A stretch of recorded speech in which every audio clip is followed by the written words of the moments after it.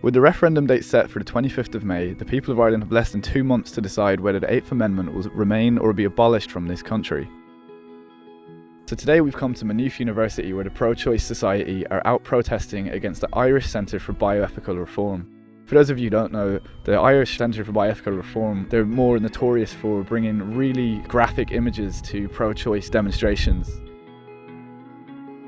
Well, the ICBR is a pro-life advocacy group, and we are intent on promoting social justice for prenatal children.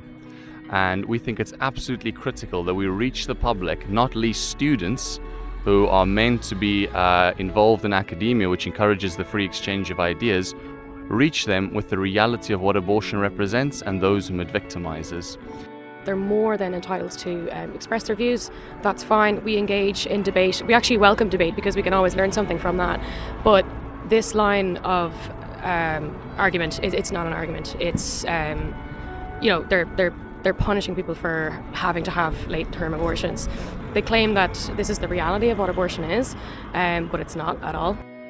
What do we think of it? Well, we have different tactics, at least for communicating the pro-life message. We believe that these images should be shown to people at some point. In a public display, though, we have disagreements over it. We understand their arguments. We understand it's their right to do it. We just feel that it will make people dig their heels in, if anything. But they are right that this is the horror of abortion. I think the wording of the 8th is quite flexible as to some what might be considered hard cases. It says to protect the life of the unborn as far as practical. There's new legislation in since 2013, Protection of Life During Pregnancy Act, where there are specific exceptions when you can get an abortion in Ireland, which everyone who's pro-life would agree with.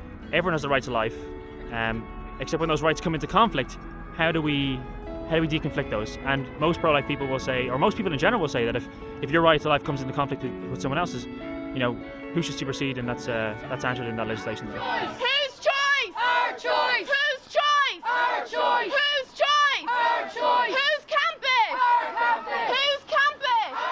Our campus. We're protesting against these images. These images, no. These images are not fact. Fact is, Irish abortion happens every day. 1.3% of the time. These are late-term abortions and miscarriages. No, listen. No. You keep talking over me, and I'm trying to talk to you. No, I'm talking to you. I'm talking to you now. We've had a meeting here last week on the campus, and there was no one protesting at all. Let me explain. Can I just We have explain? the right to do that on our campus. Can you stop recording me, please? Basically, I suppose I wouldn't have been as emotional about it as I am now.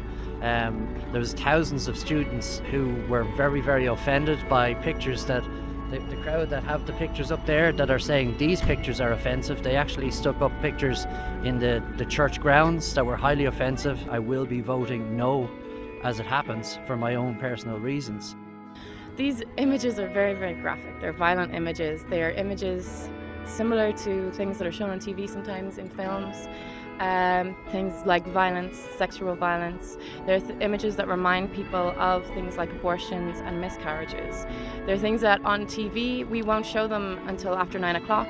They come with a warning. We always warn people on television when something graphic or upsetting will be on, in case there are children, in case there are people who are upset by these things. Here, these are nearly 10-foot tall images. There is no opt-out for these images. There's no way for anybody who's had an abortion, who has had a miscarriage, who's had anything traumatic happen to them, that these things remind them of. Don't forget what you're looking at. You're looking at a photograph of an abortion. It's the photographic evidence of abortion. I don't have a non-disgusting sign of abortion. If you find it so disgusting to look at an abortion photo, why would you support abortion practice?